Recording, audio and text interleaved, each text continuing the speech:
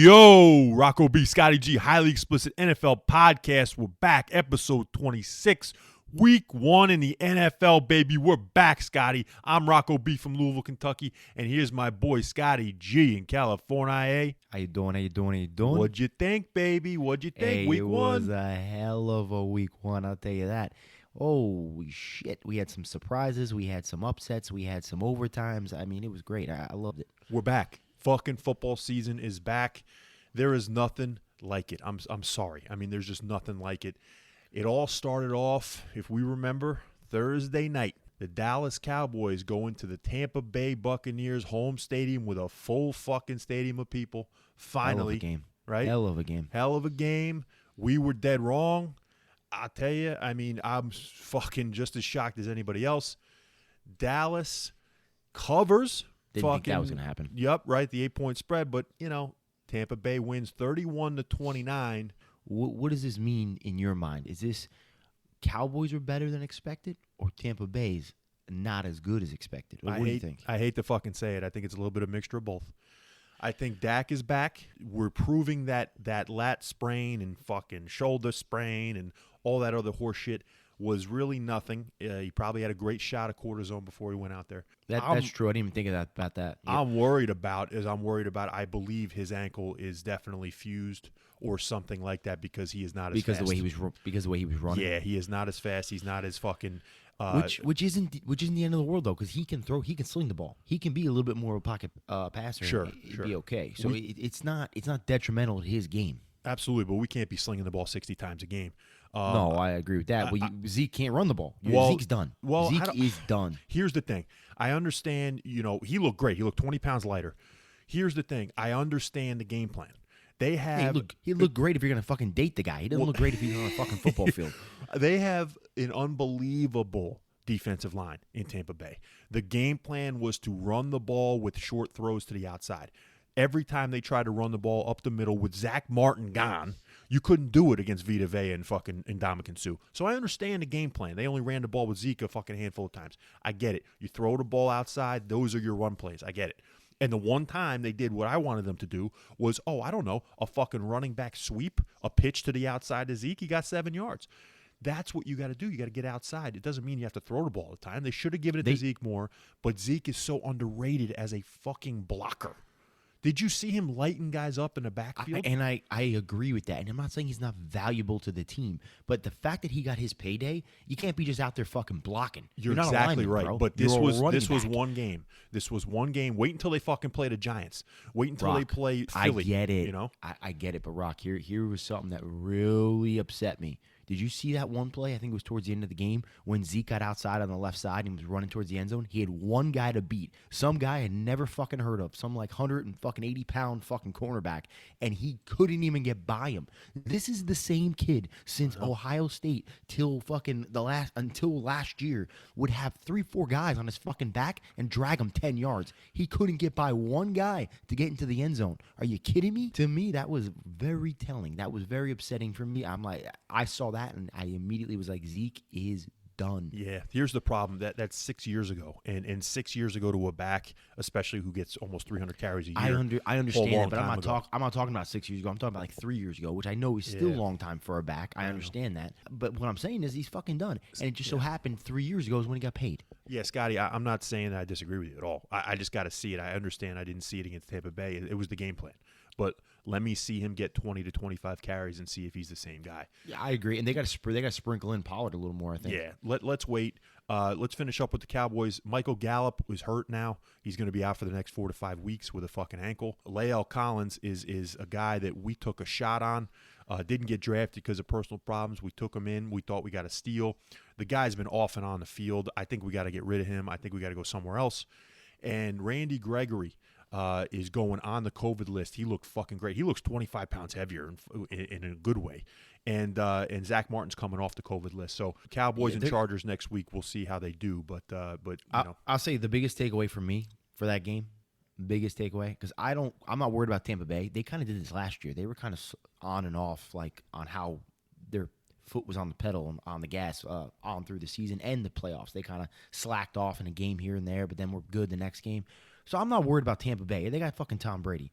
My biggest takeaway was I cannot believe how good Dak Prescott looked with no preseason, hardly any practice, like no game time. I couldn't believe it. He shocked me, Scotty. That throw to fucking CeeDee Lamb that he dropped and made an interception for Dak was one of the best throws I've ever seen. And he did it through 4 guys. Your boy CeeDee Lamb's got to catch more fucking balls. He's got to catch more fucking balls. You can't go like 7 for 15, whatever he was. That was fucking terrible. He had 9 drops last year. That's his biggest problem, but he's a fucking stud. And he's going to have to pick it up. But, yes, he dropped that ball that Dak put in there.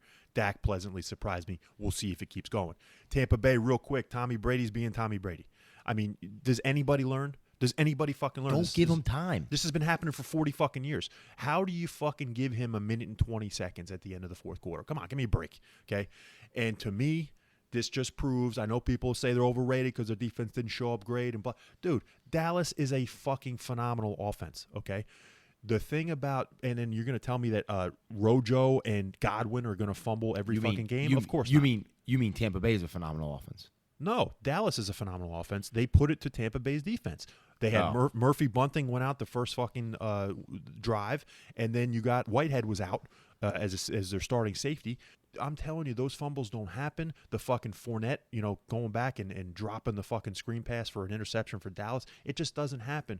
To me, Tampa Bay only can beat themselves. I can't see a team going in there and owning Tampa Bay unless Tampa Bay implodes it themselves. I get what you're saying. So yeah, they both have great offenses. I thought you were trying to make the point of that Dallas's defense went up against a great offense. I thought that was the point you were making, but I get what you're saying. Tampa Bay beats themselves, and that's exactly right. That's how it was in fucking New England. Anytime they fucking lost, it was usually some fuck-ups on the squad. It wasn't Tom Brady or it wasn't the team sucked in general. It was just some mistakes here and there that just got behind him. He's unbelievable. I mean, he's just the best we're ever going to see. But speaking of the best we're ever going to see, there are some people that are saying that Zach Wilson for the New York Jets is going to be the next Mahomes.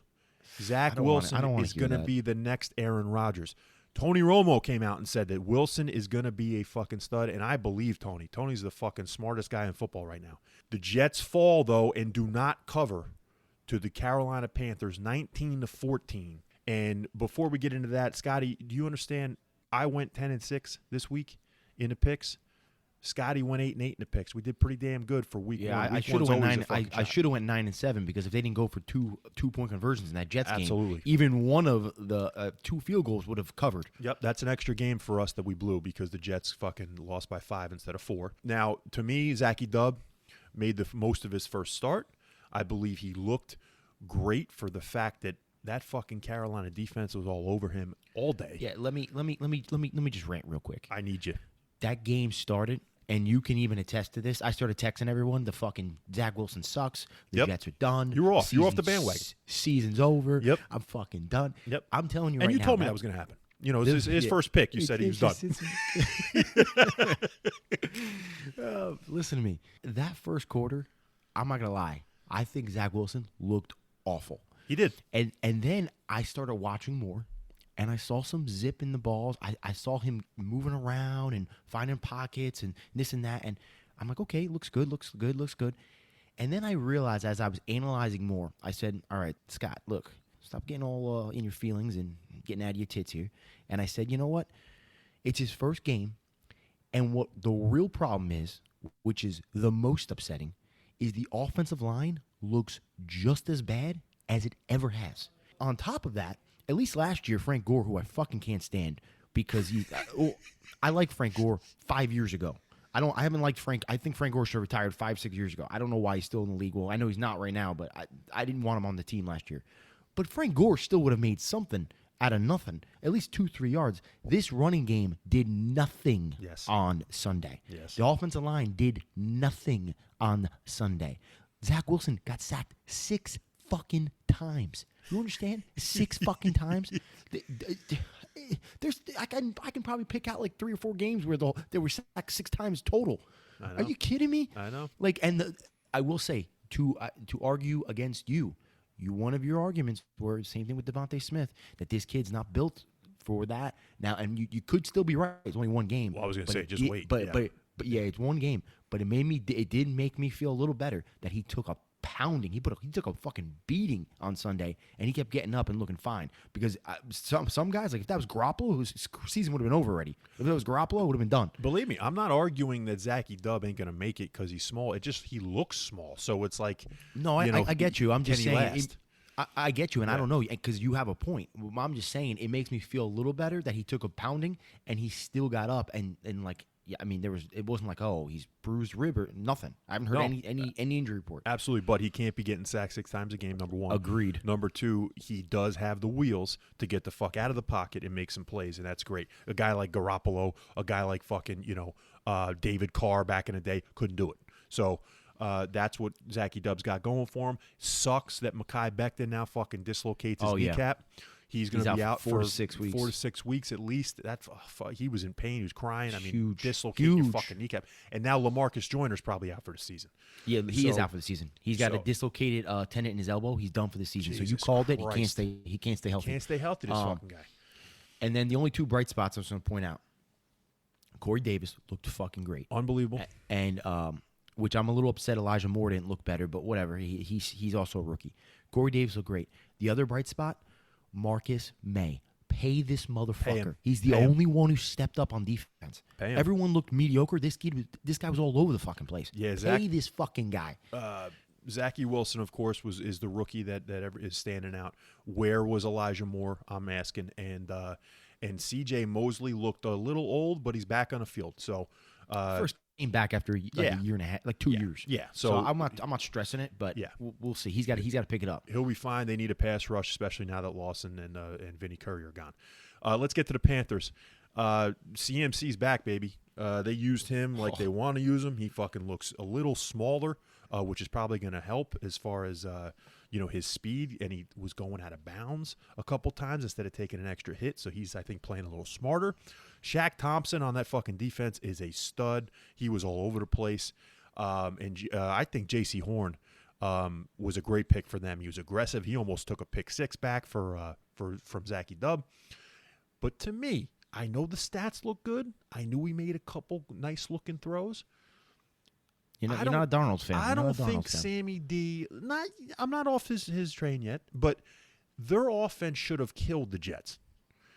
What they have on offense with CMC back and the 3-headed monster at receiver, their offensive line's pretty damn good, and Darnold's a pretty good athlete. They just don't seem like they're clicking yet, and they should have blew out the Jets, to be honest. I mean, I get you on that. I'm a little bit more of a Darnold fan than you. I think one thing compared to last year Darnold brings is you saw that long ball he threw to Robbie Anderson. Yes. Teddy Bridgewater ain't doing that, and that changes the offense first off. And it's great to see an ex-Jet throw to an ex-Jet. It makes me feel great about myself. And then they did the Jet celebration, which was terrible. Yeah, fucking assholes. But the other thing is you got to remember too. This is not only Darnold's first game in a new offense with a new team, but he's going against a team that knows him. So it could play a role in he might have certain ticks and signs that he gives off that they know that other teams don't. Maybe I just what I saw from Sammy D in the preseason too a little bit, but yeah. So we'll see with Carolina. I think CMC is back. And he looks like he's back with a vengeance. They're going to use him the right way too. So, just real quick, I don't know if you saw him, Matt Rule, man, he looks like a fucking goof. He looks like hell. He looks like a fucking drunk that just got divorced, lost his job. His shirt was out. His fat somehow ass just stumbled onto the sideline of the Carolina Panthers. They handed him a clipboard. It's unbelievable. Give me some fucking earphones and a Microsoft Surface, and I'm going to put a fucking Panthers shirt on, and we're going to coach this thing. His shirt was out with his fat ass fucking belly hanging out. He looks like he's 5'8", and he was like you said, fucking coming off a bender. It was unbelievable. I'm like, this guy's hilarious, but he's a fucking smart coach. I got a feeling though, as long as Darnold doesn't revert back to interception machine, I got a feeling the Panthers could be a team to fuck with down the line here. I'm not saying they're going to win the division. I'm not saying they might not even make the playoffs, but they're going to be a team you don't want to see later in the season. I'm telling you that right now. No. But like I said, I think it's all up to if CMC stays healthy and if Sammy D can come along like they think. Now it's time for me to gloat a little bit. Oh, God. Here it comes. I think you know what's coming. 27-24 in the Queen City of Cincinnati, Ohio. The Bengals are fucking back, baby. They are back from the 80s, I'll tell you, because the Cincinnati lucky Bengals. fucking win. No. It This was is luck. this is a team. Joe Mixon ran for 100 yards, which you don't see fucking anymore in the league anymore. You got Joey Burrow fucking just dicing up the fucking Minnesota Vikings defense. When Zach Taylor, the head coach, wanted to call an aggressive game. One of the worst called games I've ever seen from a non-Jason Garrett offensive play caller. He is unbelievably conservative, Zach Taylor, with a team that has a bunch of fucking weapons. They got to get aggressive, because if they're getting aggressive like they did in the second half when they throw the bomb to fucking Jamar Chase and when they threw the ball downfield a lot to Higgins and they got Boyd involved, and then Uzama was wide open on the 4th and 1, which is fantastic play calling there. Burrow's got balls. I think this Bengals team now has balls. And You have balls. they I got like fucking balls. And Cincinnati, baby, finally gets a home win at the first game of the season, 27-24 over the train that's going off the rails in the Minnesota Vikings. What do you got, Scotty? I got 4 takes here. 1, Joe Burrow is the real fucking deal. Yep. We were right. I was scared with coming off that injury and how bad he looked. They were talking about in preseason, but he's the real fucking deal. Second take, Higgins is still progressing, and he's going to be a great receiver in this league. Third take, Joe Mixon's a fucking stud. As long as this kid stays healthy, Gotta stay he's healthy. one of the.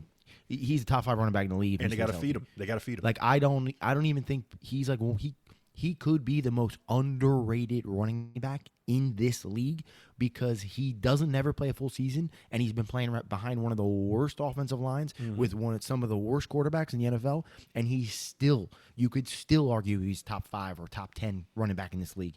And then my last take, the preseason don't mean shit if this Bengals team tells you anything, because Burrow looked like shit and Chase looked like shit, and he looked fucking good. Both of them looked good on Sunday. So, yes. Preseason don't mean shit. But, Scotty, I will say the thing about Jamar Chase, and like I told you in last episode, the thing about Chase was I don't know if he can come off man coverage, and I don't know what the fuck was going on with his hands. 2 things happened in this game that the reason why he caught 100 yards worth of balls and he caught a touchdown. The thing about Chase, when he was running down the field in the second half and Burrow hits him with the bomb for the touchdown, what defense was Minnesota playing? Their corner was off Chase 7 yards. Chase basically said, I'm running past you, and you didn't even touch me. Were they in man or zone? No, they were in zone. And the guy was off, but still, I don't give a shit if you're in man or zone. You can't be off this guy 7 yards. Well, that's what I'm saying. If you're in man and you're off 7 yards, because fucking Dion used to play man like that. Well, I'm absolutely. just asking. I didn't know how they were playing him. Yeah, so so he's great in zone. You're saying in man coverage he can't play. If it's press, he can't get off the press, right? All he does is if you don't bump him on the first yard or 2, he's gonna get off and do whatever the fuck he wants.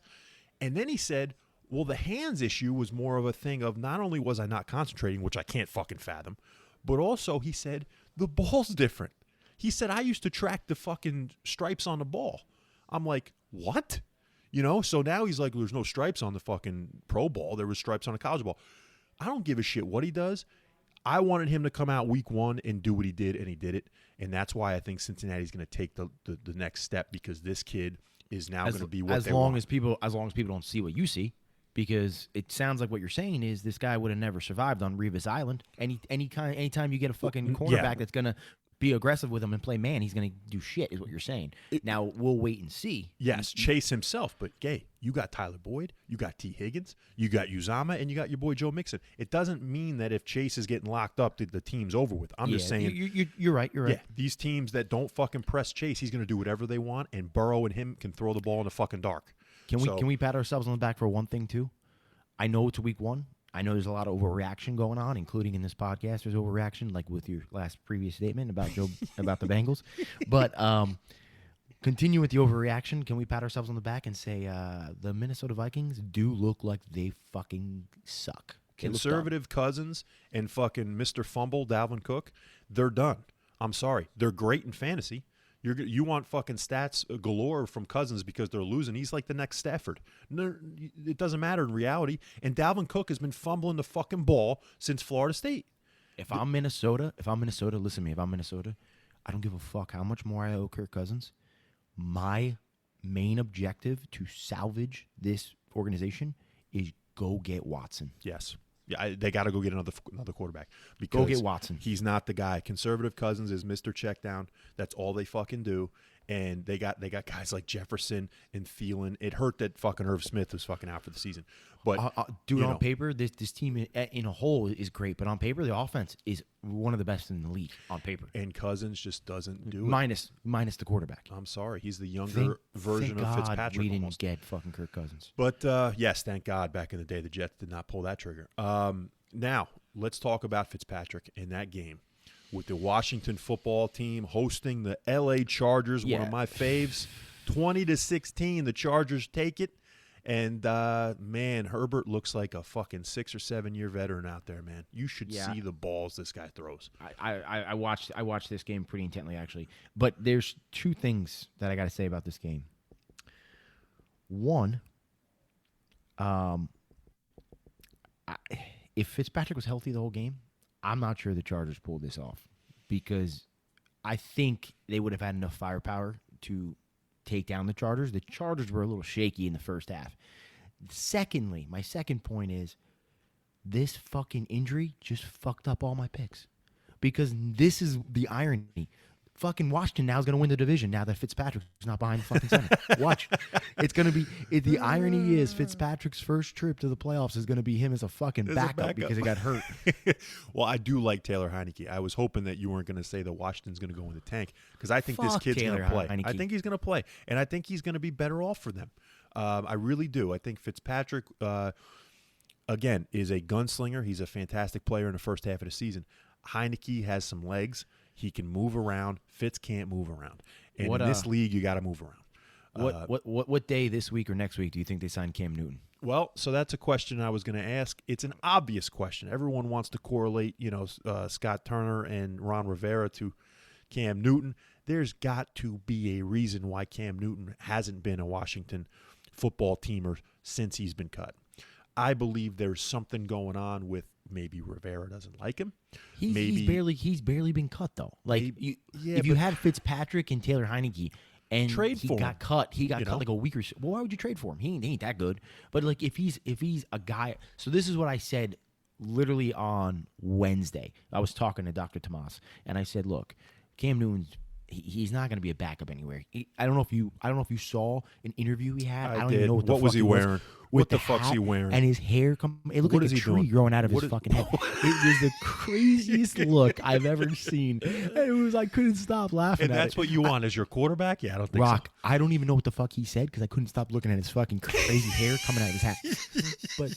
But the whole point is that is exactly why he will not be a backup anywhere. That's exactly why he won't. He's too much of a fucking distraction. And I hate to say that, but that is the truth. That is why Colin Kaepernick didn't get signed. That's why Tebow didn't get signed. Mm-hmm. If you're not good enough to start, you can't be good enough to draw the media either.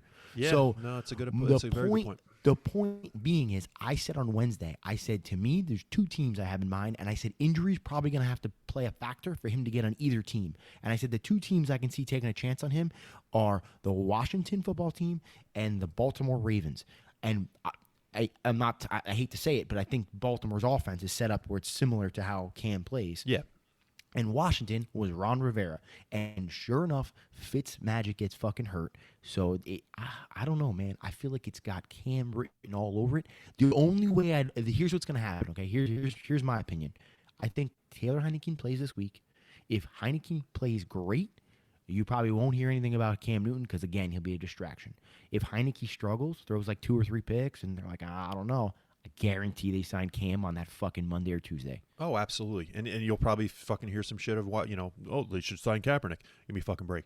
But I would say that you're right. I just think there's something there. I'm almost guessing, too, this is a thing that maybe Rivera's thinking about. Does it have something to do with vaccine status?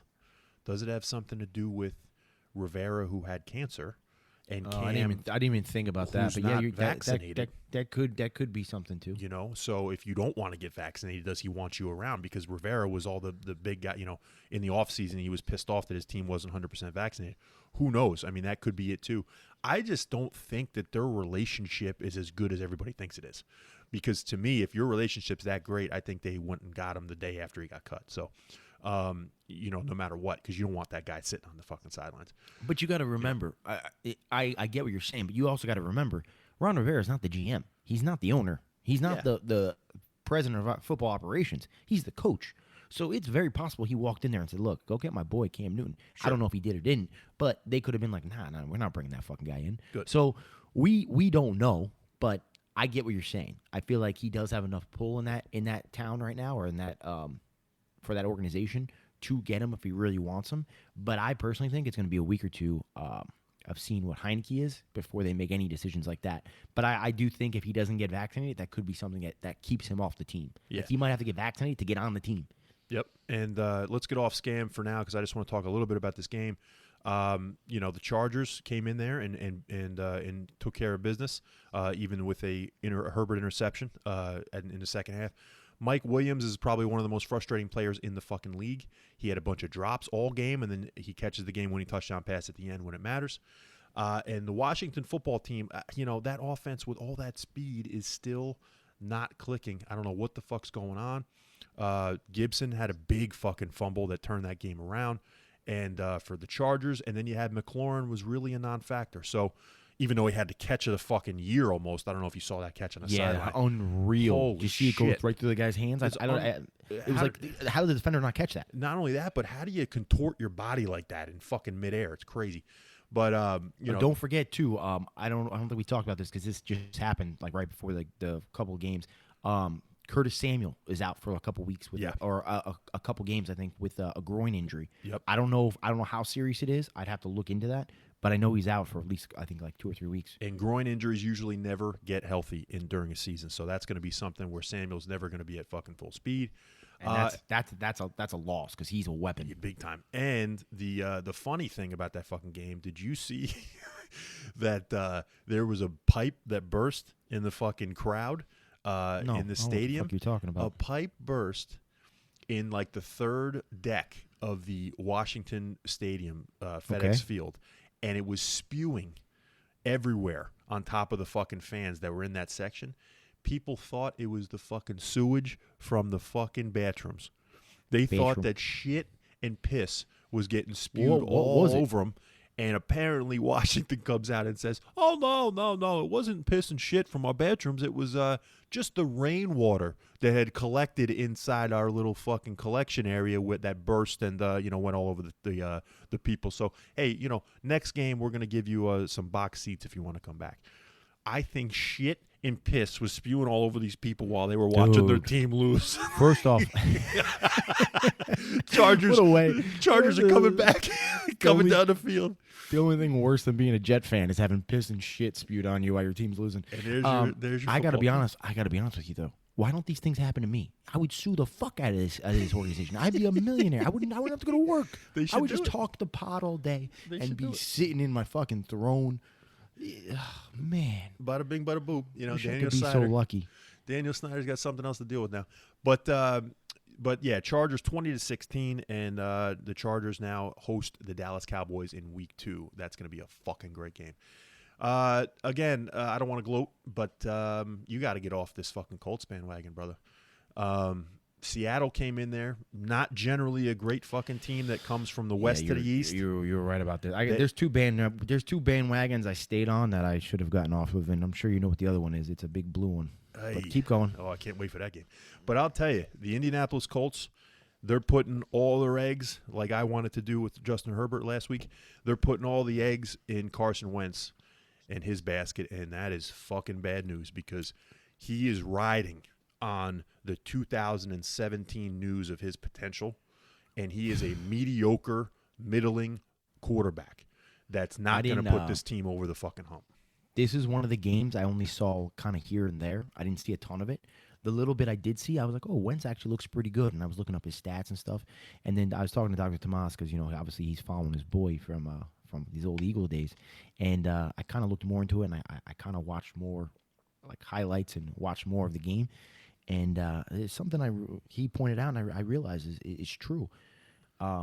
Everyone argued how bad the Eagles' offensive line was last year. It was terrible last 2 years. Mm-hmm. Jalen Hurts goes in there. It doesn't look too bad.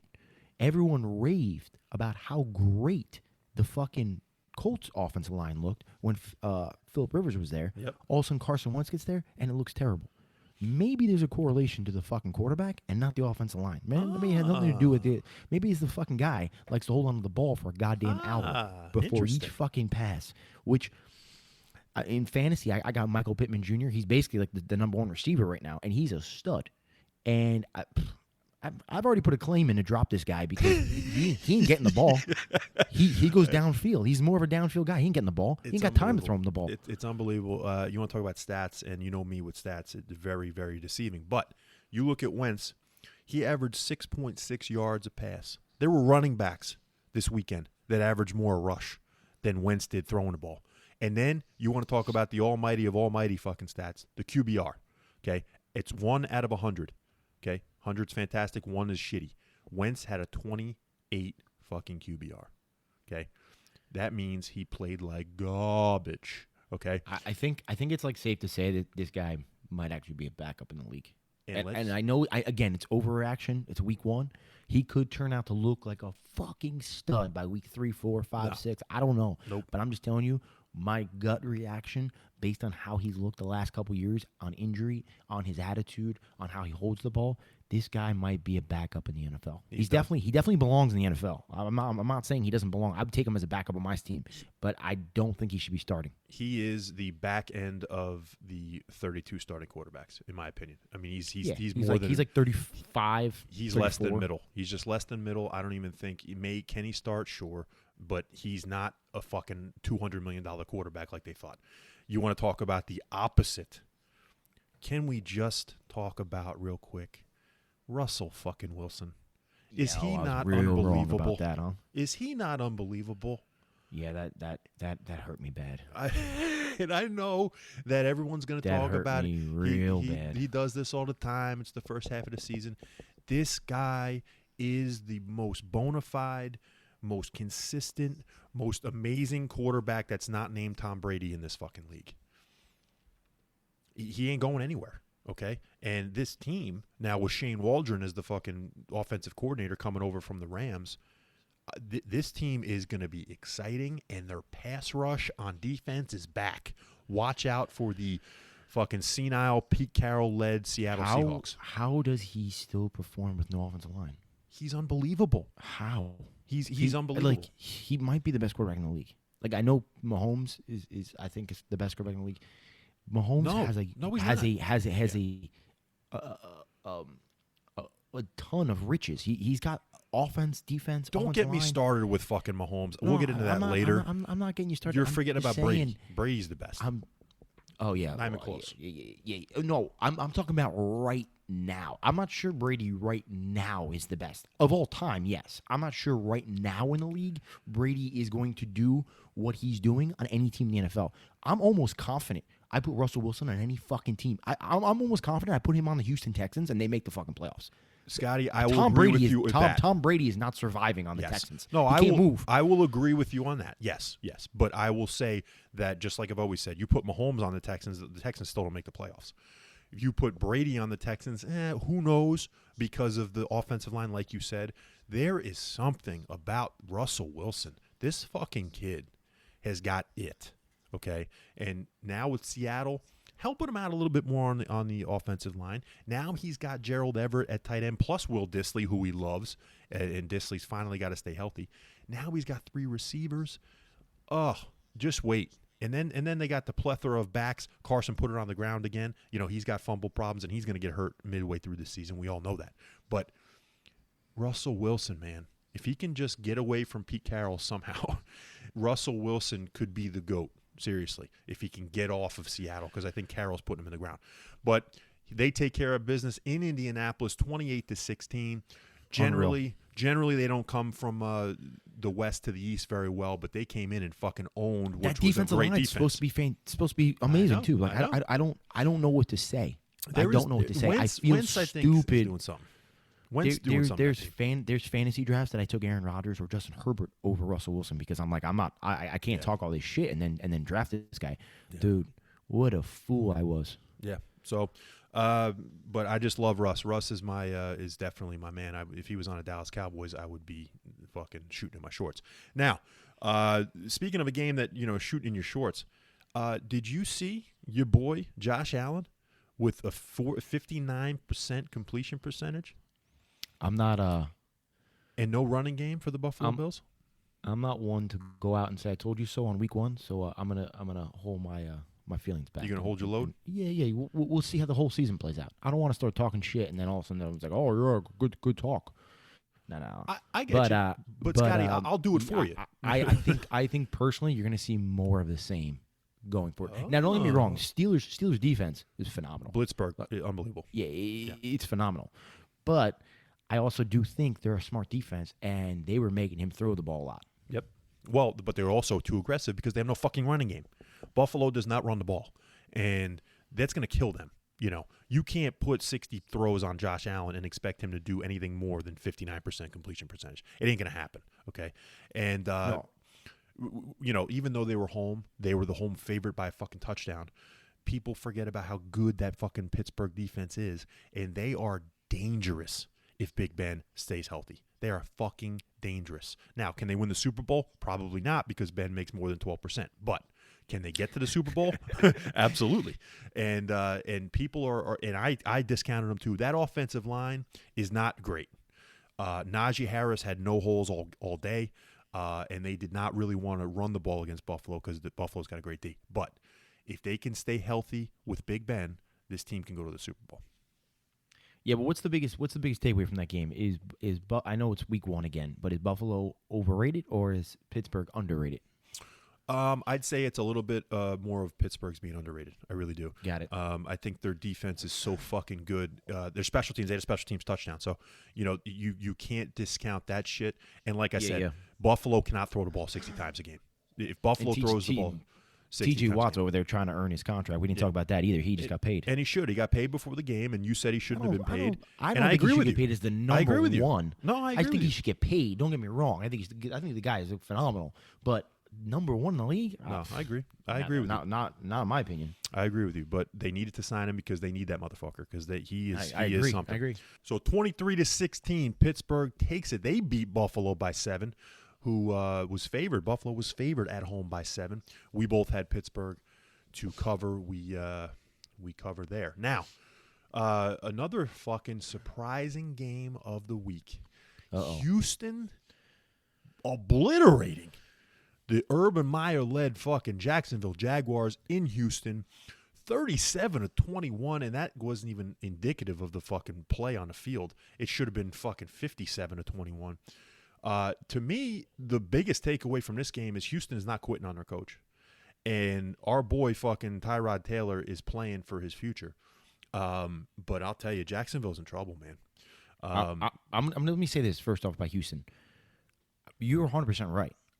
When I was watching those guys play, the way they were acting when they got like a sack or a tackle or they broke up a pass or an interception, they look like, and it's the opposite of what we thought. They look like they feel like they're like dismissed for this season. They seem like the underdog. They seem like everyone has talked shit on them, and they're coming out to fucking make a point. Now, I still think they're going to be a shitty team this year. I think this is kind of like one of the few wins they're going to have this year. But, I agree. But it is nice to see that this team is like, oh, you think we're trash? It almost feels like it's like the misfits of the NFL, like all the guys nobody really wanted, and they're all together. Like, no, we're gonna show something. Now, whether that happens or not is yet to be seen. I don't think it's gonna happen, but it is kind of nice to see that kind of fight in them. Yeah, and that's something we did not predict. and we predicted, hey, Trevor Lawrence, first pick of the fucking draft. Holy shit, he's going to be amazing. Urban Meyer's going to come in and fucking revamp this team. James Robinson, holy shit. I never was big on Urban Meyer. I'm just saying that, for them to be fucking absolutely spanked by Houston, the consensus worst record in the league in 2021 at Houston Stadium. I mean, I understand, they're on the road, but nobody thought that Jacksonville was going to go in there and get blown out. Their defense is fucking atrocious, and Urban Meyer has no idea what to do in the NFL. No idea. This ain't Ohio State when you're playing Toledo and you're up by 60 fucking points and you never have to run a 2-minute drill and you never have to come from behind and you never have to fucking time manage. This is completely different. And the fact that Trevor Lawrence is essentially going to be like Peyton Manning in 1998. He's probably going to throw 30 picks, and he may throw 25 touchdowns. But shit's going to look bad for a while, but Trevor Lawrence is going to come along just fine. I just am really, really, really wondering to myself, is Urban Meyer just going to be like all the rest of these fucking big-name college coaches Yes. and shit out in 3 years? Yes. He might not make it through this whole season. Okay. All right. But I'm going to tell you this. I was a little shocked on how – I think it was a little overblown on how bad Trevor Lawrence looked, because I know he got 3 picks, but he still got 3 interceptions. He still got 3 touchdowns. He still got over 300 yards. But I will say he was like 28 for like 51 or something like that. Like, that's pretty bad. No, that's not good. That's not good at all. And there was some bonehead throws. I do think he kept recovering, though. That's the one thing I liked about when I watched that game. Yep. He's going to be fine. I saw Trevor Lawrence throw like a horrific pass or like do something real stupid, and then the next play, he acted like it didn't happen. So to me, that was huge. But I don't think I got to recant my offensive rookie of the year fucking statement, because I don't think he's going to have a shot to get that right now. No. I mean, he did have some drops, too. And you were fucking right. Fucking James Robinson ain't getting used at all. This motherfucker. No. Urban Meyer is completely shitting on him. Like I said, I think it's going to be sucking off Carlos Hyde.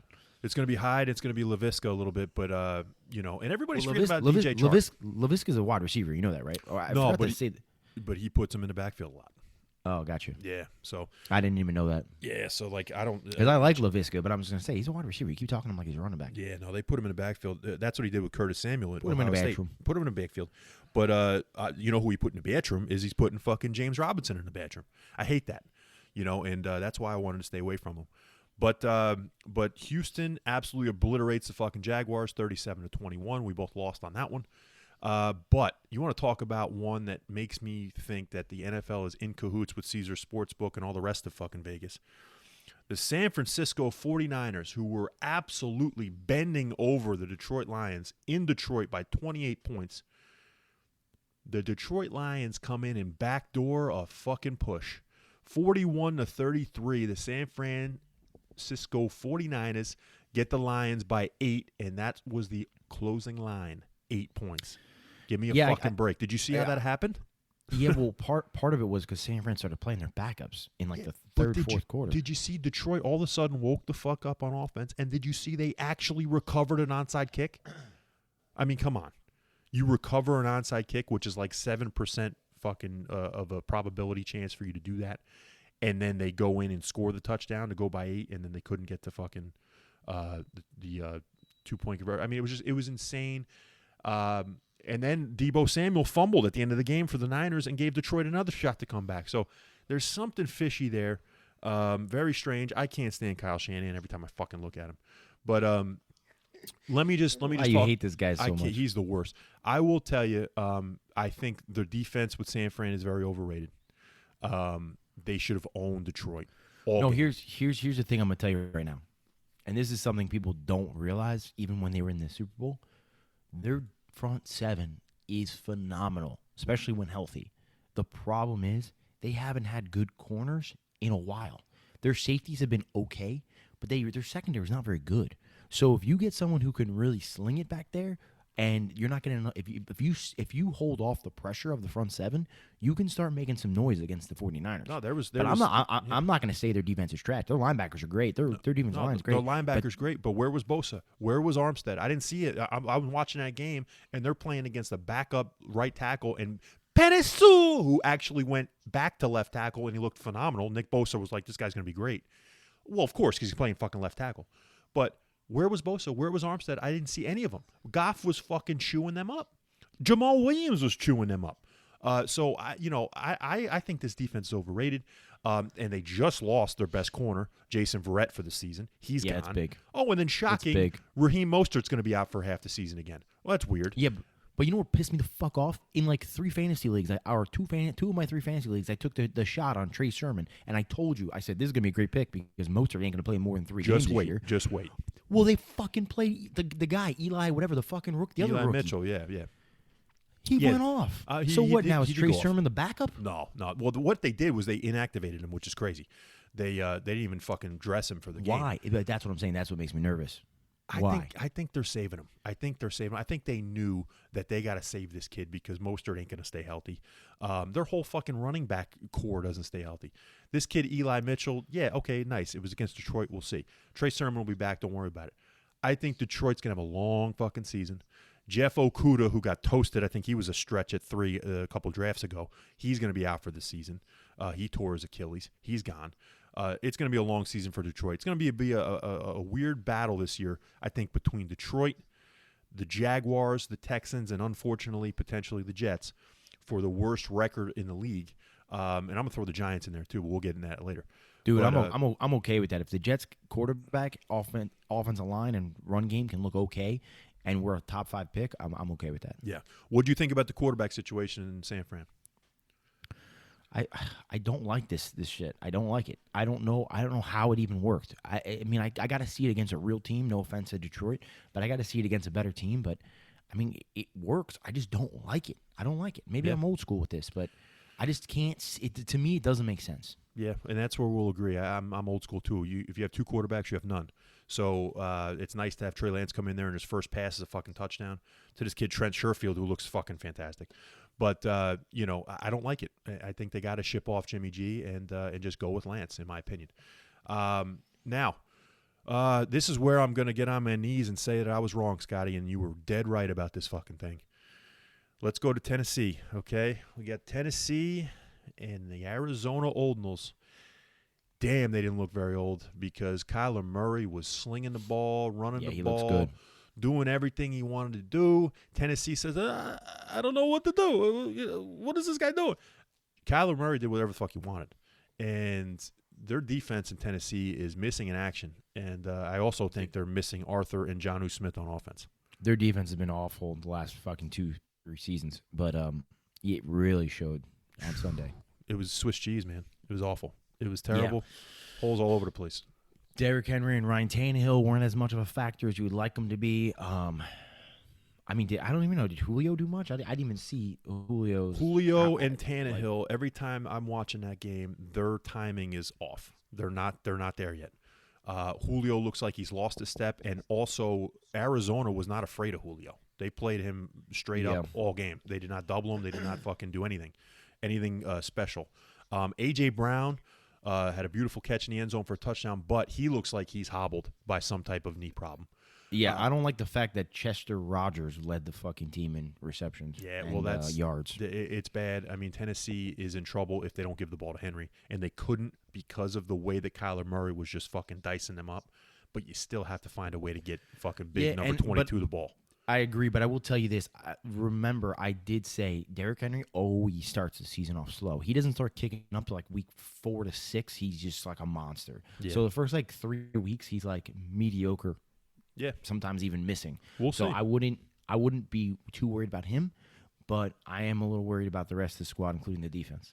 Arizona has an underrated defense. Chandler Jones had 5 fucking sacks.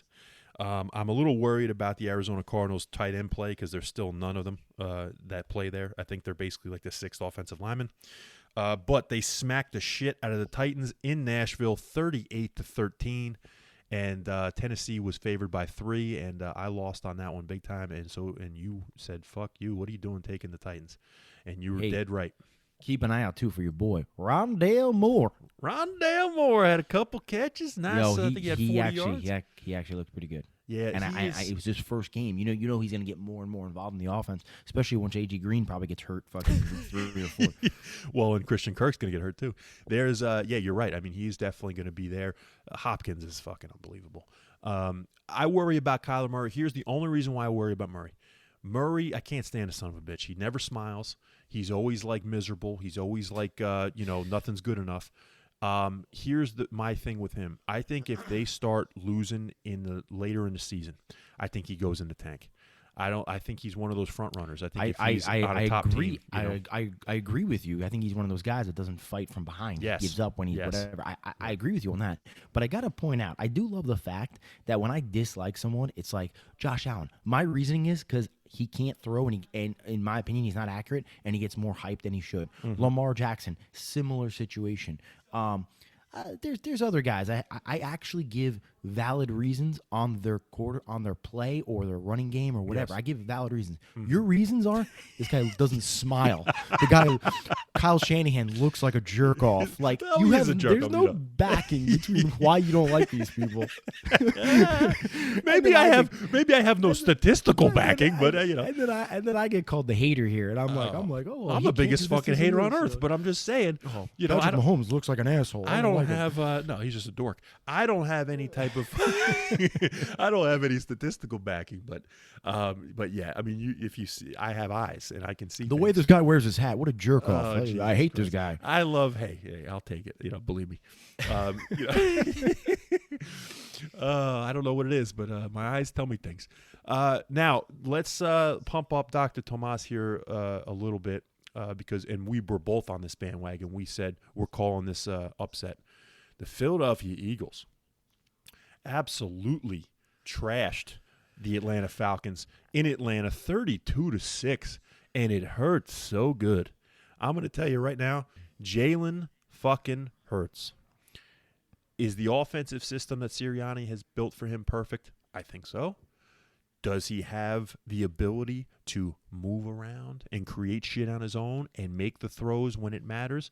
I think so. They have a pass rush. Their defense, and especially their front four, of course, is still there. Their offensive line, like you said earlier, Scotty, hit it right on the head. Wentz made them look like garbage. Hurts made them look awesome. And those running backs, Gainwell and Sanders, and let's not forget about Boston Scott. They got a fucking team here, Scotty, that can surprise some people. And it's all because of Jalen Hurts, in my opinion. I don't think it's all because I think they were actually better last year than we give them credit for. I think they had more talent around them. I mean, like Slay is a fucking awesome corner. He's one of the best corners in the league. I mean, Goddard and Ertz are great. I mean, some of the receivers last year, like I even like the kid Fulgham, who's apparently on the practice squad now. He's not even starting anymore. Like I like some of the receivers, and Devontae Smith looked great. So Sanders is a fucking star in this league when he's healthy. So I don't think this team was as bad as people like trashed them last year. I think it was just Wentz was that bad. He made everything around him awful. I will say this about Jalen Hurts. I'm going to defend him a little bit, and I'm going to give people some perspective on how I really view these quarterbacks.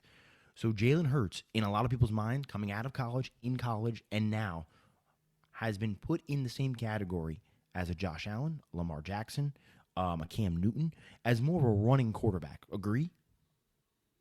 Absolutely.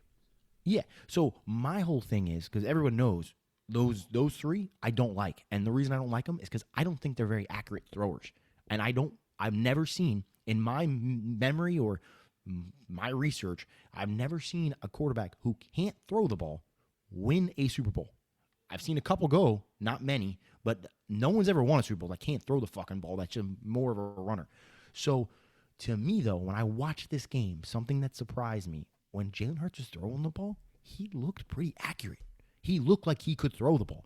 Like he looked like he was threading the needle on some of the balls. And I think that has the making of him being very dangerous in this league if he stays healthy, which I'm not saying he's injury prone or anything, but I'm just saying as long as he stays healthy and continues to improve on that, I think he could actually be a very good quarterback. I think you might be right on that. I mean, I knew he could do it. It just depends on if that offensive play calling and the offensive system was built around him, and it looks like Sirianni's done it. And, now granted, this Atlanta defense is so fucking finesse. I was just gonna say too. We also got to point out the fact that Atlanta looked terrible. They're so bad. The offense looked mediocre at best. I mean, They don't and have an pans. offensive line. They don't have an Kyle offensive line. Potts and Pans did a couple things. Mike Davis looked good. Mike Davis looked good for when they gave him the fucking ball, but Pitts was they a didn't give him the ball non-factor. enough. And then the defense, the secondary in that. I told you. You kept telling me that this defense ain't that bad. This defense is terrible. Nah, the defense sucks, and they're too finesse. They are too finesse on both sides of the ball. They don't bring any fucking intensity. They don't bring any type of nastiness.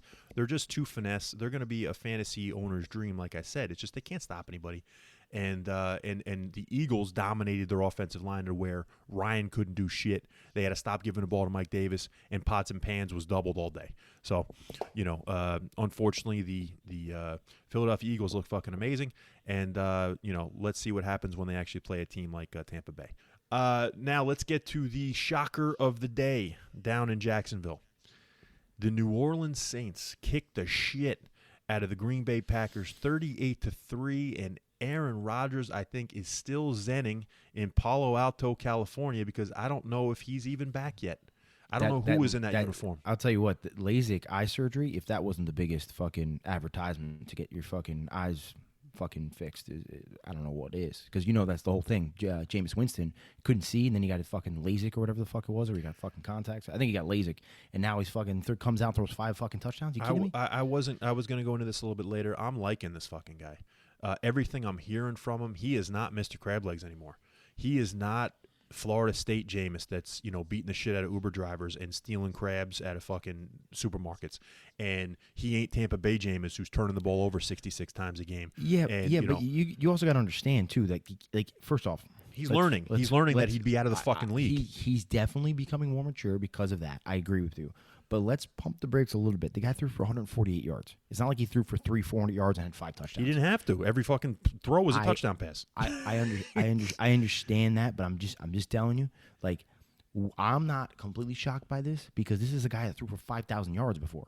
Like, this guy he went 30-30. I understand on the interceptions, but he also was in a more chaotic offense where fucking Bruce Arians was like he fucking no risk it, no biscuit, or whatever it was. No risk it, no biscuit, whatever the fuck the fucking saying is. Yep. But this is a more complex, more precise offense, and Sean Payton's phenomenal. This is just proving that you should never doubt Sean Payton.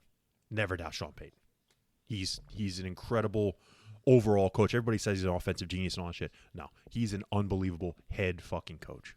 Yeah, he's great, and I think Jameis Winston looked great. Now, what are your thoughts on Aaron Rodgers though? Because this motherfucker made me lose a couple fantasy games because I got him all over the place. Yes, he did. Well, if you think back to what he does in the state of Florida, you remember last year he got absolutely smoked by Tampa Bay in Tampa Bay. Aaron Rodgers does not perform well in Florida for some fucking reason. I don't know what it is, but the Packers and Rodgers do not play well in Florida. Number 2, did anybody see Aaron Jones? Was he in uniform? Did anybody see him? Because they sure as hell didn't, in fucking Matt LaFleur and all their fucking offensive coaches didn't give Aaron Jones the ball. What the fuck were they doing with that? And to me, Aikman, Jimmy Johnson, Terry Bradshaw, they were fucking right on the money, I think, with this shit.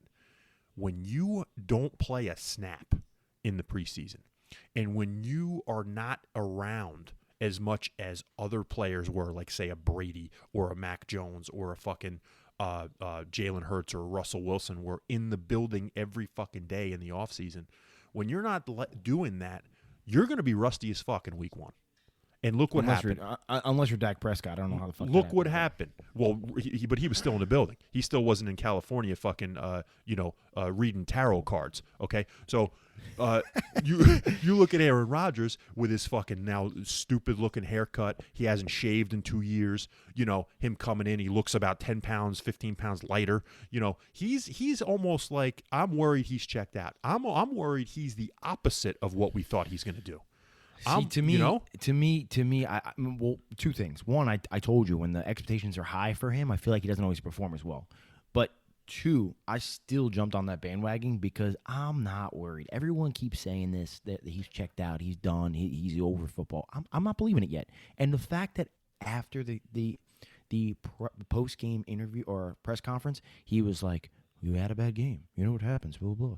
Like, it made me feel better about it. because it shows he don't give a fuck, as in he's going to come out and play. Just kind of like the RELAX, relax fucking statement. He went off and won 6 fucking games in a row. Like, I don't know, man. This dude, he can ball. So I'm not stressing yet. Now, if it's week 3 or 4 and he's still looking like this, I got a different tune on to be saying. But as of right now, week 1, I don't know. I'm not stressing it. I knew you would say that because we've invested so much in Rodgers this year as far as what we've talked about. I think there's trouble brewing. I really do. They don't have a number 2 receiver. So Devontae was fucking doubled all day. All day. What did he do? They didn't go to Aaron Jones. Why didn't they go to Aaron Jones? Don't understand. Valdez-Scantling is not number 2. Alan Lazard is not a number 2. Randall Cobb, of course, is not a number 2. They don't have a fucking tight end that scares anybody. Tunyon's a good player, but they're not fucking scared of this kid.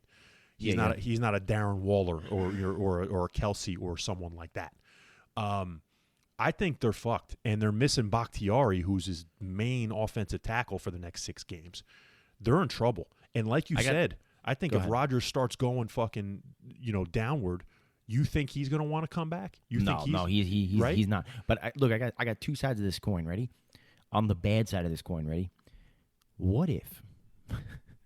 This is a conspiracy theory in my mind. Oh boy. What if Rodgers plays like this for what if after that game he just went to the front office and said, "Hey, I'm gonna play like this every fucking week unless you trade me." You imagine? Oh my God. Imagine if he was like, "Hey, you see that? Listen, I'll do that. If there was I hope you guy, like Love because I'll do it every fucking week." Well, they shouldn't like Love because Love is terrible. But dude, if there's one guy, would you put it league, past Rodgers to do that though? If there's one guy in this league that's going to do that, it's that asshole. Believe me. And then on the other side of the coin, on the positive side of the coin, I was just talking to someone about this the other day. The season opener, New York Jets, Detroit Lions, 2018. Sam Darnold's rookie year. He comes out, he throws a pick 6. Oh, my God, they look terrible.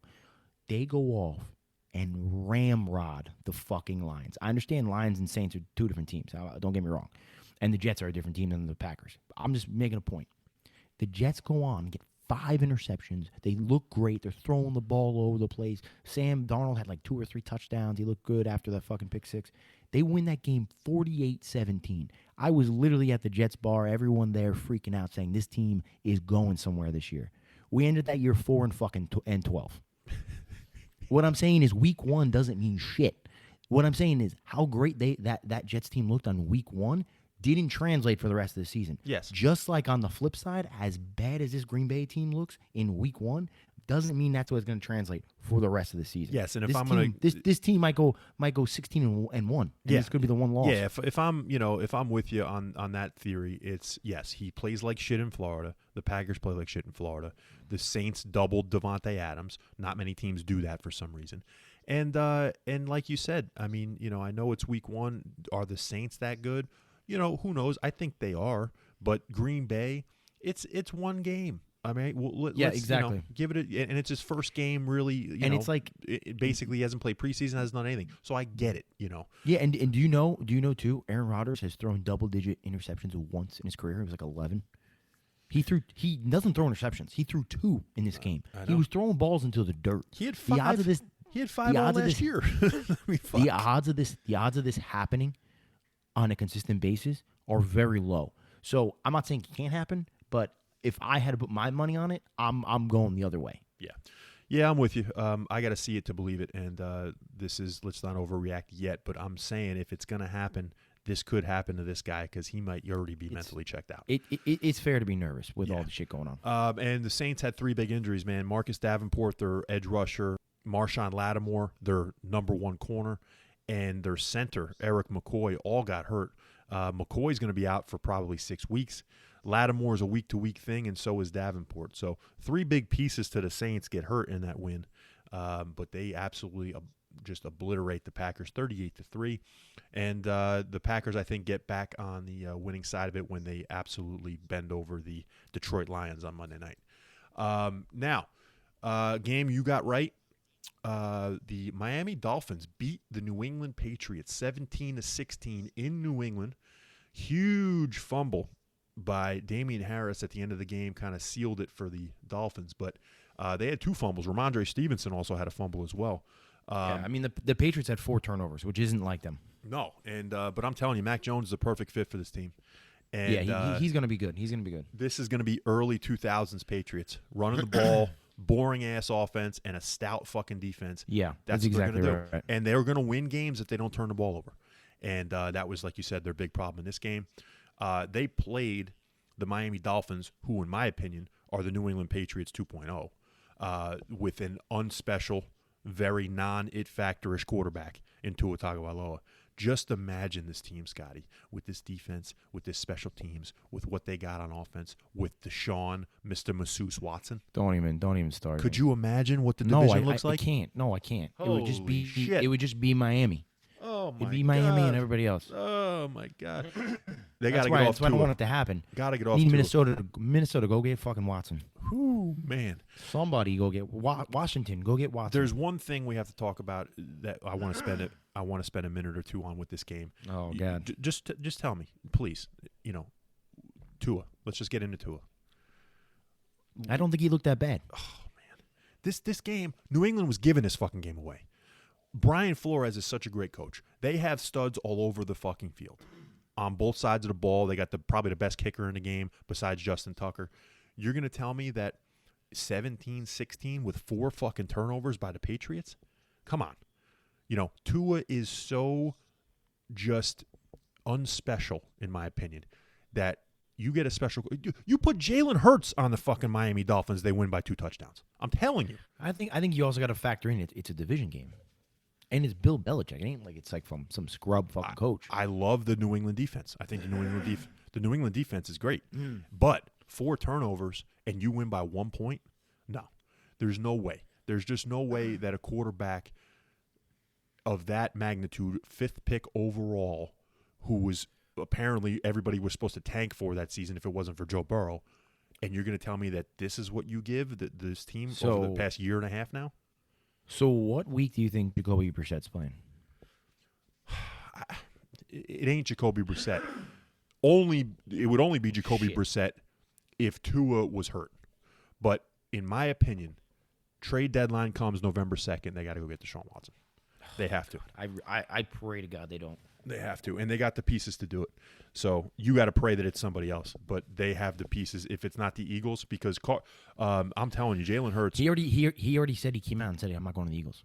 Well, he shouldn't go because if Miami's the fucking other team, you got to go to Miami. Yeah, but here's the thing, Rock. You should want him to go to the Eagles, and you should want the Eagles to go get him. Because what's going to happen is for him to go to the Eagles, they're going to have to give away like 3 first-round picks. I'm with you. If he doesn't go to the Eagles and Jalen Hurts turns out to be the real deal, Yep. They have Jalen Hurts and 3 first-round picks. I love Jalen Hurts. You know that. No, I but understand. If they have Deshaun Watson, I'm more scared of the Eagles than if they had Hurts. Well, here's the thing, though. If they have Deshaun Watson in a year or two, just like you argued, they're going to be paying him so much, they're going to lose some of those pieces. Absolutely. If they have Jalen Hurts, they have him on a rookie deal with all these draft picks. That team's going to be phenomenal in the next 2 years. Well, I don't trust them to draft well. But other than that, yes, I would say that I would want them to go get Watson because of that. Got it. But the fact is Watson is better than Hurts, in my opinion, and that would make it even worse for the Cowboys. So I don't want Watson in my division, and I don't want him in your division. I think the 3 teams that are going to get him are in both of our divisions. It's either going to be Washington, the Eagles, or the Dolphins. So we'll see when it happens. We got the deadline coming up in November. All right, baby. Gloating time for Rocco B, baby.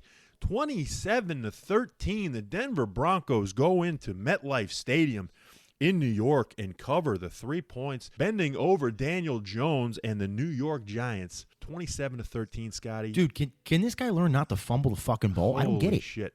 And did you realize that Joe Judge threw a challenge flag on a touchdown? No, I didn't see that. Threw Albert O, as they call him, the tight end in Denver, Albert Okwuegbunam, scores a touchdown off a beautiful throw by Steady Teddy. And he gets in the end zone, stretches out, puts the ball next to the pylon, and bada boom, bada bing. As we know in the NFL, every fucking scoring play gets reviewed. And they made a rule a year or 2 ago where if you throw a challenge flag on an automatically reviewed play, you get docked a timeout. He threw the challenge flag on a fucking touchdown. Who does It's that? week one. It's week one. I don't want to overreact, but I'm looking real foolish back in Big Blue.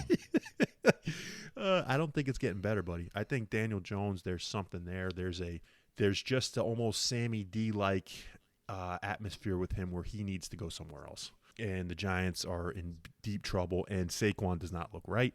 I know it's a year away from his injury, but he does not look right. They got injuries all over the place. Yeah, the Giants are in trouble, and they're even more in trouble because next year their coach is going to be Jason Garrett. The Denver Broncos defense is as scary as we thought. I think with Steady Teddy at quarterback, even though they have limited potential to win a Super Bowl, I think he can get them to the playoffs if he's like he was against the Giants. No turnovers, making the right moves, but it's going to hurt that Jerry Jeudy hurt his ankle. He's going to be out 4 to 6 weeks. And their division is fucking ultra tough. So my biggest thing from this was I thought Teddy Bridgewater looked good. What do you think? Absolutely. I thought he looked good. I mean, he is what he is. He's a game manager. But I also think it's exactly what I said he was going to be.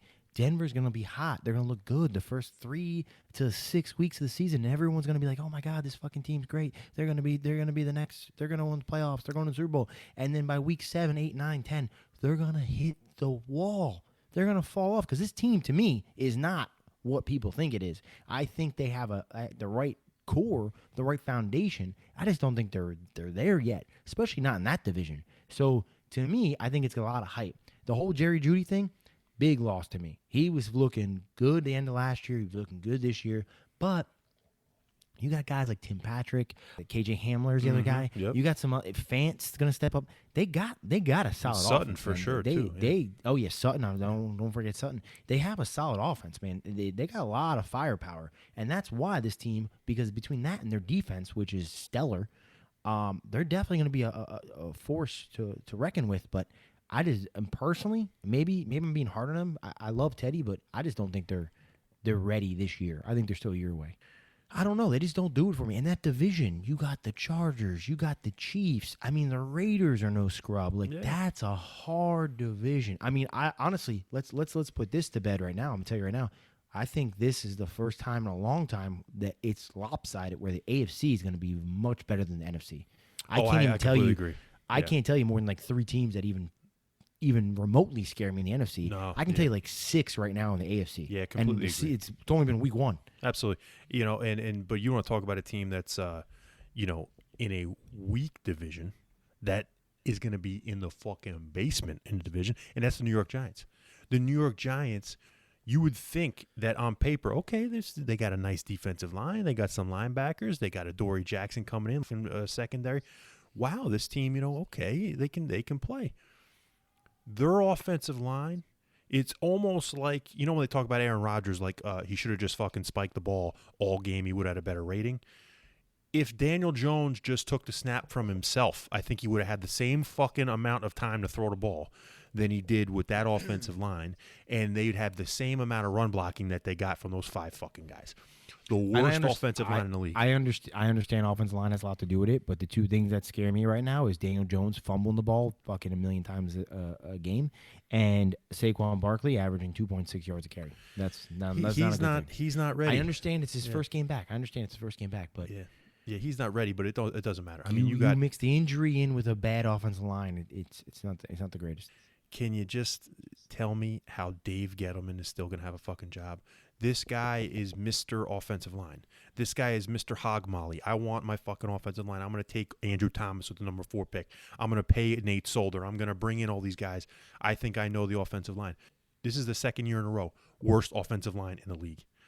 Get him out of there. It's week 1. Stop with the overreacting. I know we've been doing it all show, but let's stop with the overreacting. And the other thing is, too, unfortunately, your division, I'm going to say your division because you're a Cowboys fan, it's terrible.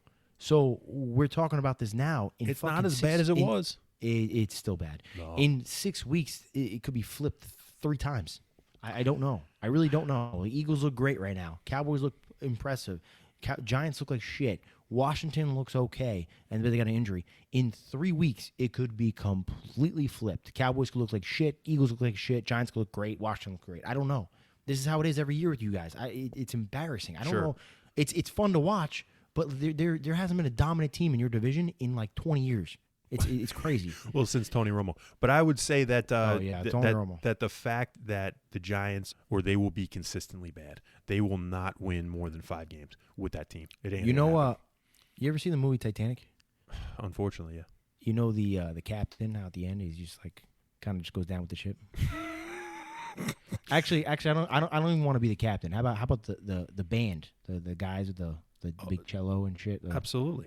They're not leaving their fucking shit. Yeah, I'm one of those band members with this Giants team. I can't believe it.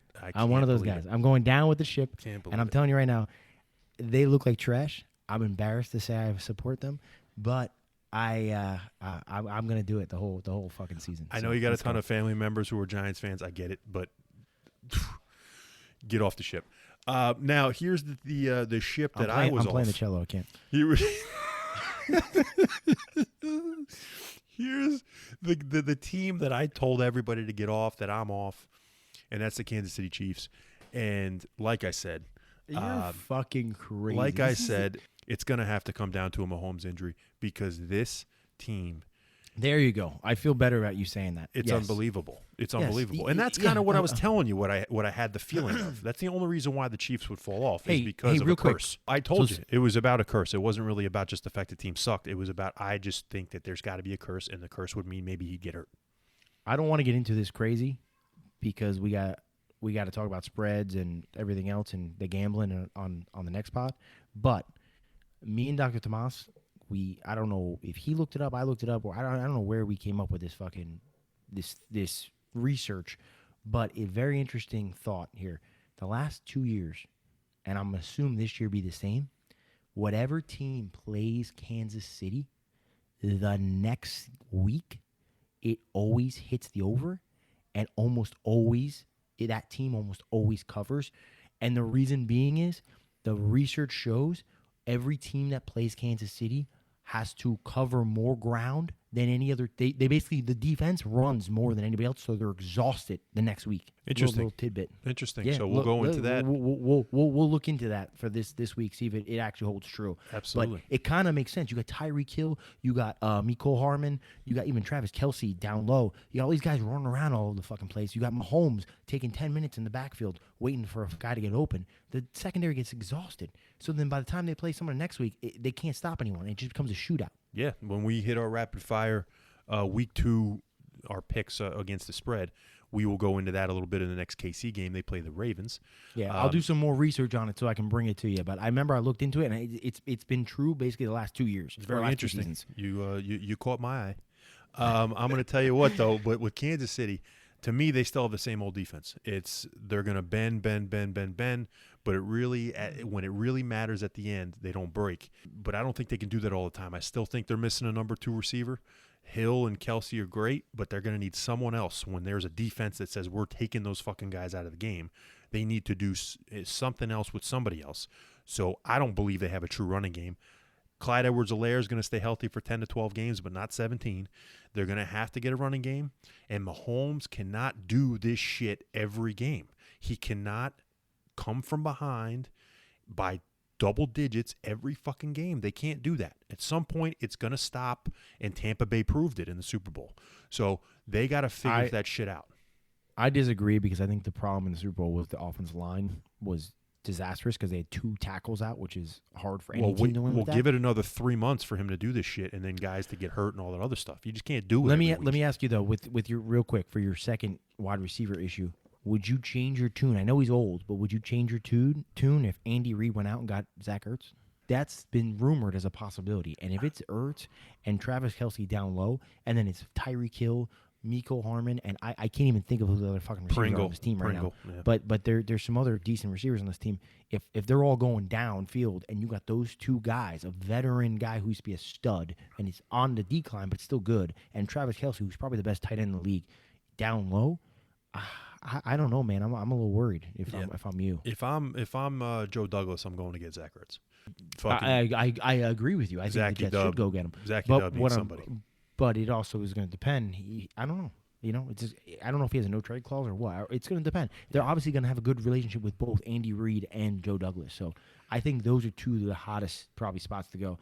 I also think, obviously, the Colts are another spot. But the Colts look like they have their own issues. So Yeah. But let's talk about Cleveland, man.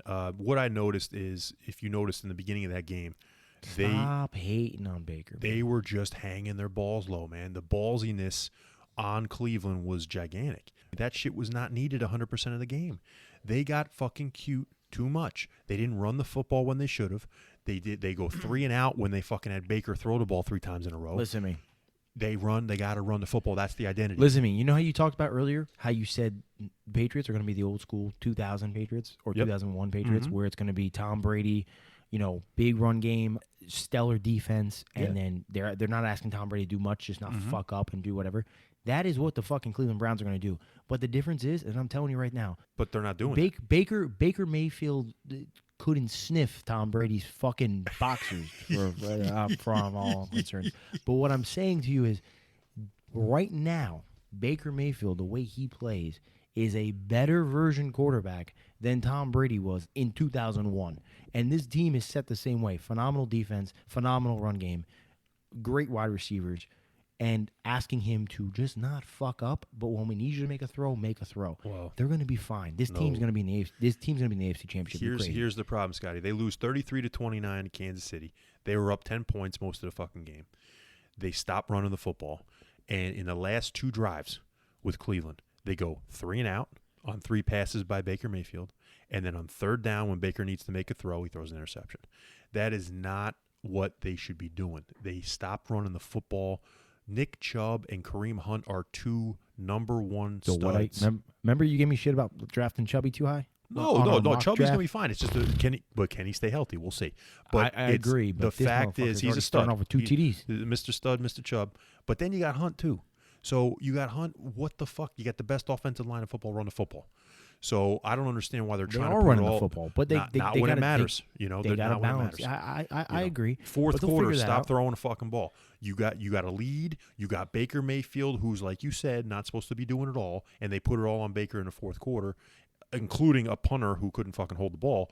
But on top of that, they didn't run the football. It was all of a sudden like they were losing by 20 at the end of the fucking game. It was crazy. And where's their secondary? They're supposed to have the best secondary in the world. Denzel Ward's a fucking stud. Nobody else showed up. Everybody was getting torched by Kansas City, and especially in the second half. To me, Cleveland has got a great pass rush. They got the linebackers. Denzel Ward's amazing. But their other secondary was like they were in the fucking dust with everybody in Kansas City. You act like we're talking about Detroit Lions. We're talking about Kansas City Chiefs. I understand. The but best, if not second, third best team in the league. They got to go through Kansas City if they want to make the fucking Super Bowl. So I agree, and that's why I don't think it's going to happen. I think Kansas City's going to beat them in the AFC Championship, but I think they're going to be there. Well, you're right. I mean, you got a great point with Cleveland because I think they are the second best team in the fucking conference, but they could potentially be the first. They could potentially be the best if they're just running the fucking football throughout the game, pounding it in the second half. Real quick, before we move on from this, you think Odell's going to make that team better or worse when he comes back? No, I think, honestly, it's almost like they proved it out with all these stats. I think Mayfield's a better quarterback without him. Unless you're going to tell me that OBJ has changed and he's not the fucking wants to be number 1 drama queen. He wants to be the perfect complement to Landry and not the number 1 guy. Then maybe. But this fucking guy's always wanted the ball. Always made it to where he needs the ball 10 times a game, and that's not good for Baker. Now, that Sunday night game, Scotty, I'm tired of everybody shooting in their shorts for this fucking Stafford guy.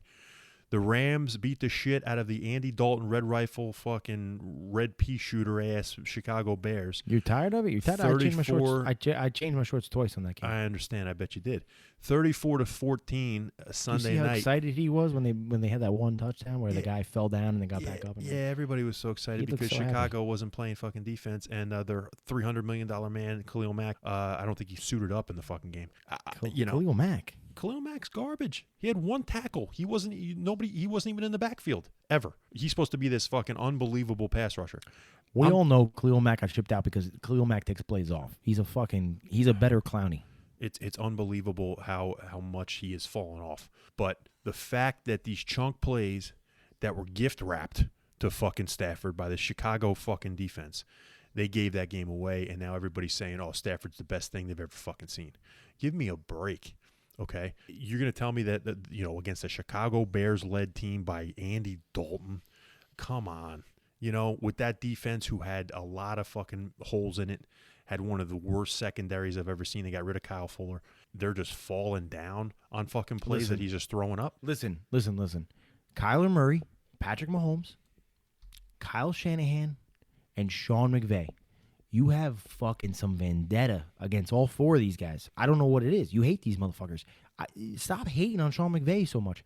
Matthew Stafford looked great. The Rams look great. He looked great. I look great throwing on air. The Bears. I understand the Bears were not looking good, but what I'm saying is, I watched that game. I watched 90% of that game, and you know what I came away with that?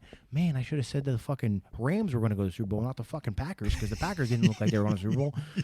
Like the Rams look great. You tell me, other than Jalen Ramsey and Aaron Donald, who didn't do shit until that sack at the end of the game.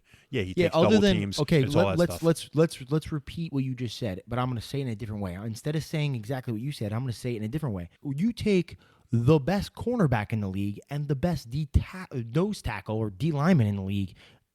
Stop right there. That's what they have. They have the best defensive lineman and the best cornerback in the fucking league on the same team. Yeah, and that's fine. And did you see Jalen? There's 9 other guys. There's 9 other guys. Did you see Jalen Ramsey? Not only is he covering, like always, this guy has, like, his big thing, he's like a Dion. He's not a Revis. He's a Dion. He's great at covering. He can get, he doesn't get as many picks, but he can get picks, blah, blah, blah. Yeah, I'm not disagreeing. But what I'm saying is, this game, he played like a Revis. He was playing in the fuck on the line. This guy was aggressive as fuck. If they get that Jalen Ramsey, this guy is hands down the best corner. If he can do what he does normally in the secondary, but also start playing press and also start doing blitzes like he was doing in that game, are you crazy? He's never done that before. I saw that and I was like, who is this guy? Because that was one of his issues in Jacksonville. He was playing like a pussy. He's not playing like a pussy no more. And that's the best corner, the best D lineman, a guy who's thrown for 5,000 yards on the other side. You got solid weapons on the offense. You got a solid offensive line.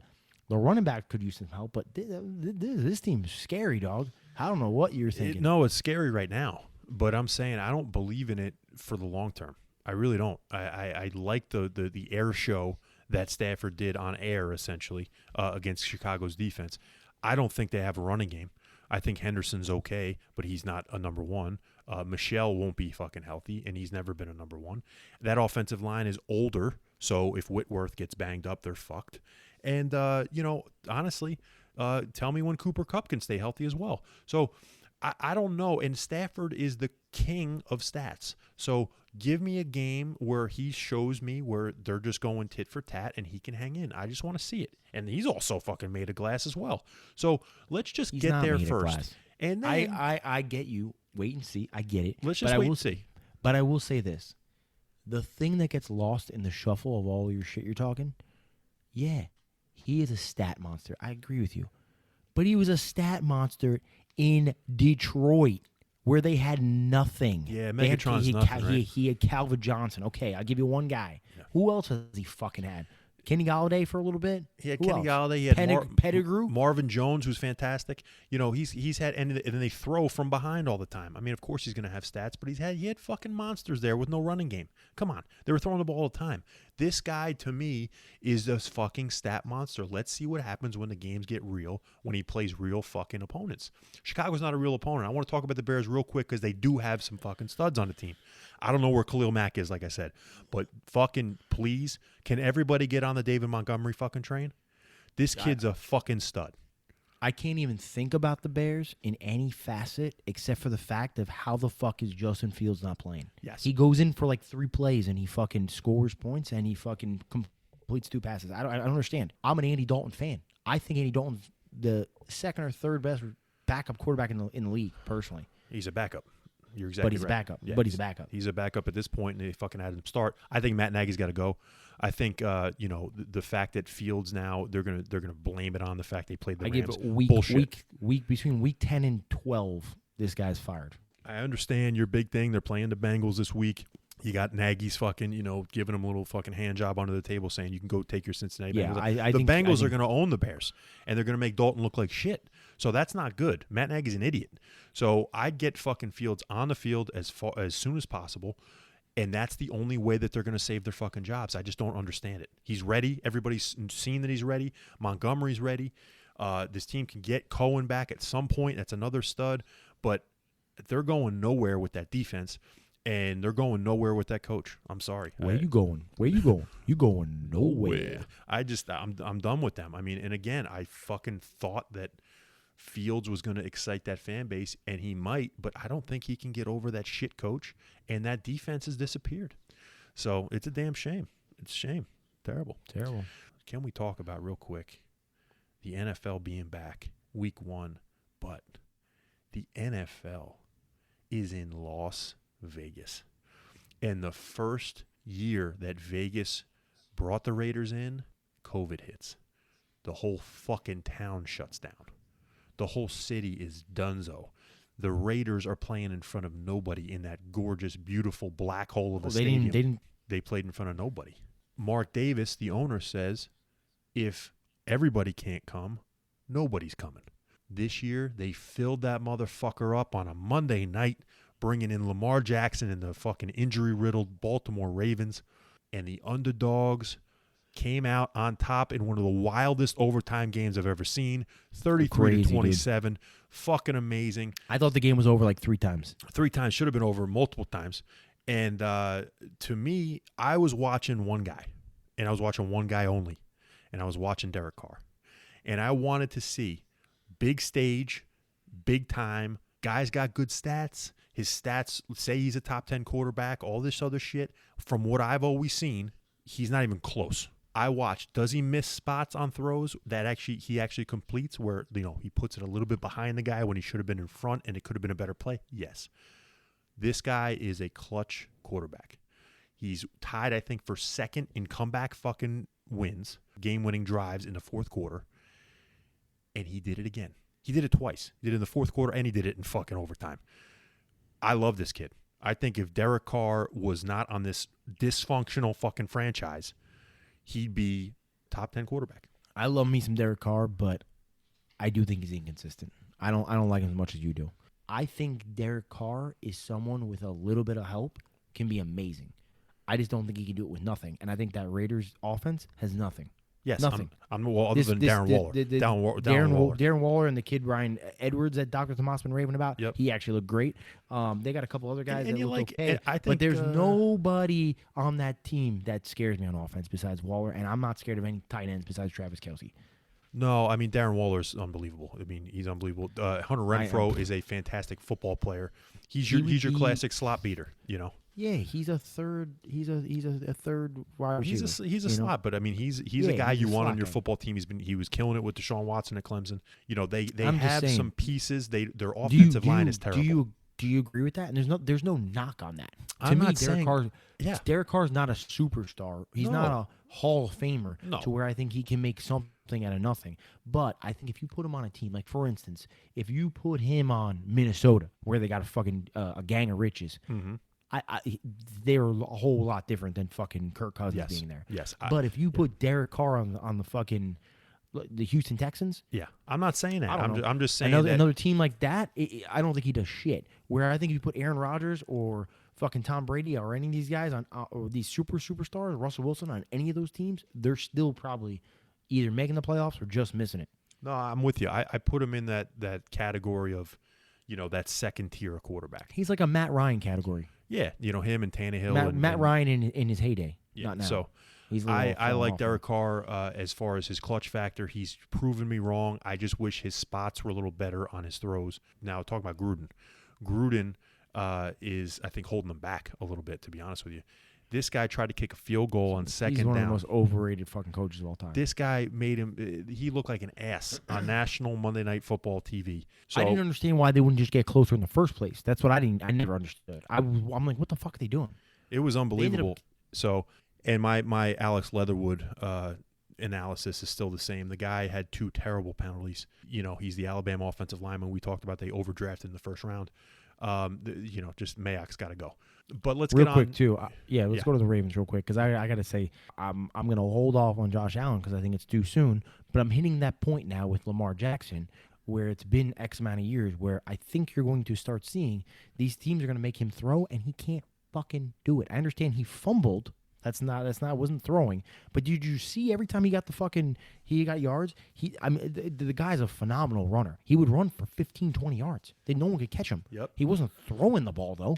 No, there were times where he had one deep throw that looked nice, but like for the most part, he was not cutting them up. Whenever they were making him throw the ball, he would try to run and he would be able to get by guys.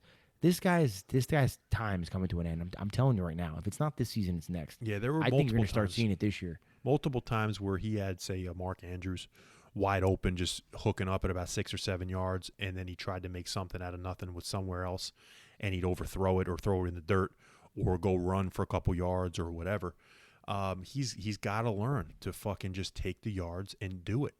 He's just not able to do it, I don't believe. And it sucks because he's got a lack of weapons now. I mean, this kid Tyson Williams, can play, but he's no J.K. Dobbins.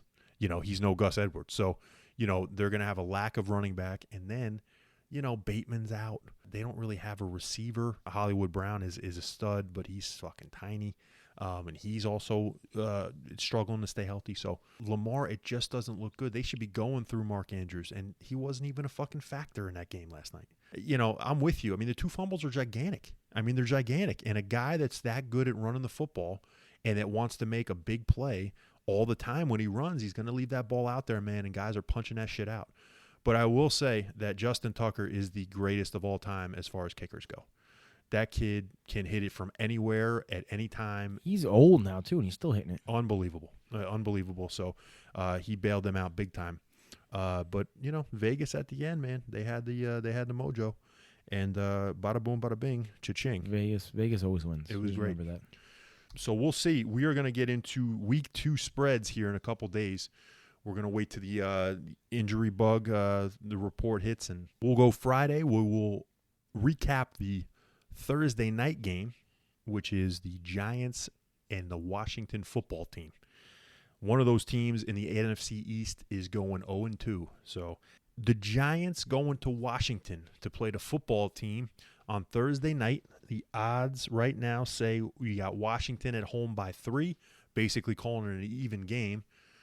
What do you think, Scotty? You got Taylor Heineke starting a quarterback for Washington, and you have the Giants coming off that ugly-ass home loss against Denver. Who's favored? Washington? Washington by 3 at home, so it's basically an even game, which is ridiculous to me. So I'm taking Washington all day of the week. Yeah, I think I'm taking Washington too. Yeah, there's just no way. The Giants coming off a bad loss. They're still banged up. I know Washington's got Heineke, but I just don't see Daniel Jones doing anything against that defensive line. That's for sure. Yeah, I'm with you on that. So we'll take Thursday night. We'll both take Washington, and we'll give up the 3 points. And when we talk to you guys Friday, we will see if that pans out. But we're going to see Taylor Heineke shit all over him. All right, so till Friday, episode 27 will be week 2 against the spread picks with Scotty G and Rocco B. Until then, see you later. Sayonara. Adios.